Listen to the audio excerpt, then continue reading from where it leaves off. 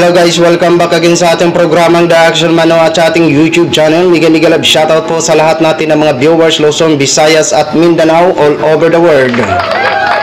Muli naman po tayo nagbabalik sa ating panibagong video, panibagong reaction dito sa kaganapan po na kung saan nakakataba ng puso at sobrang saya ko po nung napanood ko po ito ang ating Kiko Bam na kung saan nagbisita sa UP Diliman. Correct me if I'm wrong. Gusto ko lang po i-share sa inyo dahil napakasaya natin na makita itong ating mga pambato sa pagka-senador na dinudumog po ng ating mga kabataan dyan sa UP. So kabataan pa naman kasi mga mag-aaral po ang nasa UP, no? Ayan, pero mga butante na po yan kasi mga college na po yan, mga ka-aksyon. Alam naman po natin na malakas po ang kanilang ano itong tawag nito? Survey pagdating sa mga kabataan, ang Kiko ba mga ka-aksyon. So pagpasensyahan nyo na, wala tayong live kanina kasi po kararating ko lang talaga, nagpahinga lang ko konti kasi naging busy din po tayo sa lokal. May pinupuntahan po tayo ng mga iba-ibang mga kalugaran, no? So ito po, panoorin po muna natin ito bago tayo magtuloy-tuloy mga ka-aksyon, mga kakamping.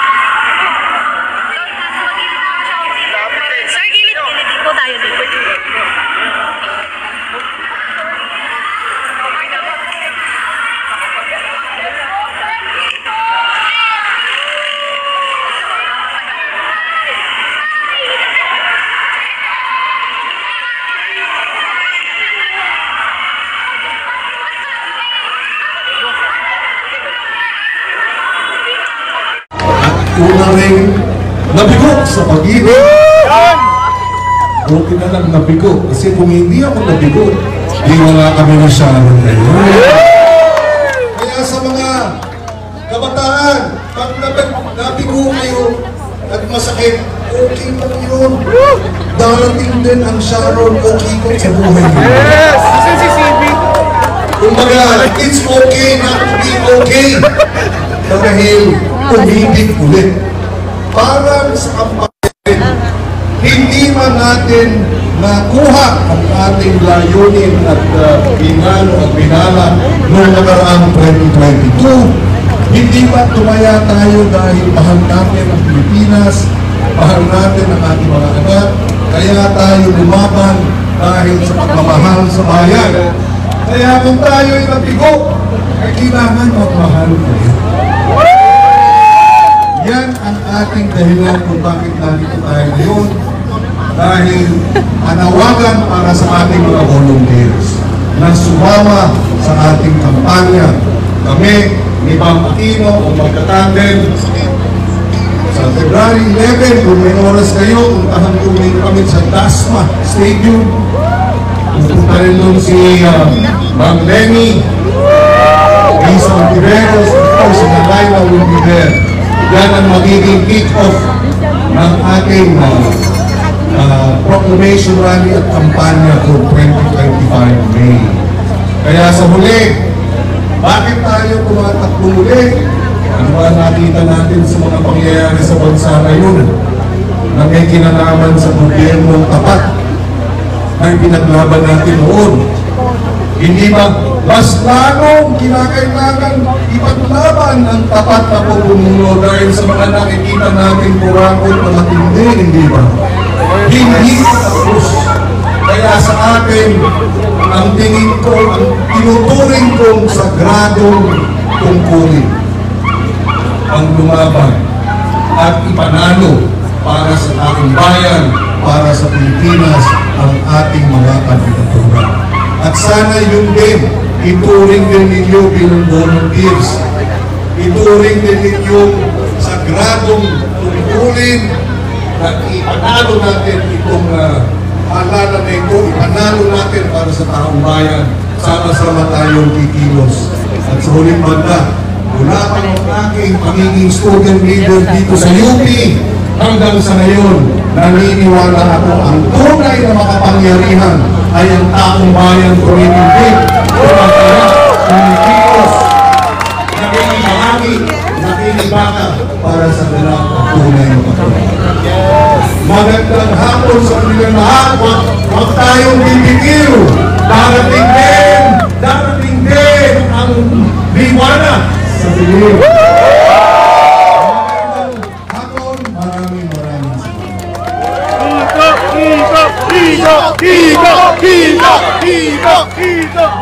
Love you pa!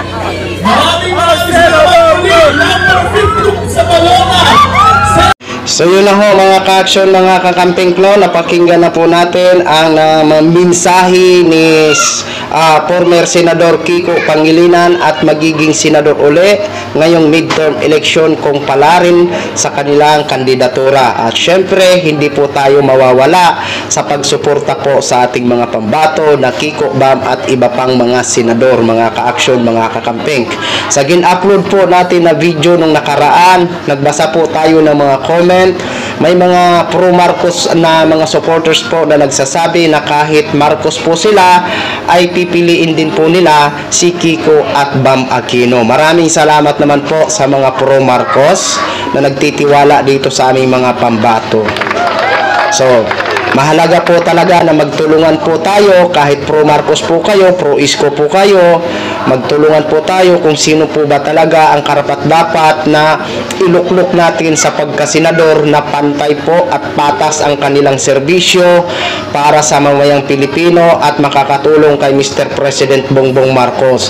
Itong mga senador na tumatakbo o mga re-electionist na nagpapahayag ng kanilang suporta na ang kanilang mga loyalty ay kay sa mga Duterte, yan po ay dapat na po talaga natin palitan sila mga ka-action, kasi hindi po talaga maganda na ikaw ay isang public servant ay magpapahayag ng iyong loyalty sa mga Duterte. Hindi po mga Duterte ang nagpapasweldo sa inyo, kung hindi ang mamamayang Pilipino, ang mga tax evader na katulad ko, katulad nating lahat, di ba? So, ito po ang darating na February 11 sa Dasmariñas City. Alam ko po na dadagsain po talaga yan ng mga taga-suporta ng Kiko Bam, lalong-lalo na andyan si Attorney Leni Robredo. Excuse me po, at aasahan nyo po na i-cover po natin ang first rally po nila, at asahan nyo po, basta dito lang sa NCR, nandun po si The Action Man. Okay? Maging sa ibang lalawigan man, kung bandang Bulacan, bandang Pampanga, aabutin po natin yan sa abot nating makakaya. Okay? So yun lang po mga ka-action, nag-share ko lang po sa inyo ang mga kaganapan, no, ng ating mga pambato. Ayan, maraming salamat po sa ating mga viewers Luzon, Visayas at Mindanao all over the world. Ako po ang inyong lingkod, si The Action Man. Good evening, everyone. Beautiful.